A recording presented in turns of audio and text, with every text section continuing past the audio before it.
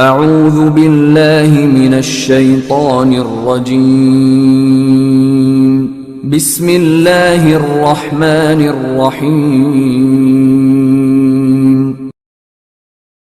اللہم صلی علی محمد وعلی آل محمد کما صلیت علی ابراہیم وعلی آل ابراہیم انکا حمید مجید اللہم بارک علی محمد وعلی آل محمد کما بارکت علی ابراہیم وعلی آل ابراہیم انک حمید مجید۔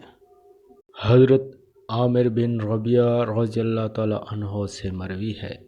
کہ میں نے نبی کریم صلی اللہ علیہ وآلہ وسلم کو دوران خطبہ ارشاد فرماتے ہوئے سنا ہے، جو شخص مجھ پر درود پڑھے تو جب تک وہ مجھ پر درود پڑھتا رہے گا فرشتے اس پر درود پڑھتے رہیں گے۔ اب انسان کی مرضی ہے کہ کم پڑھے یا زیادہ پڑھے۔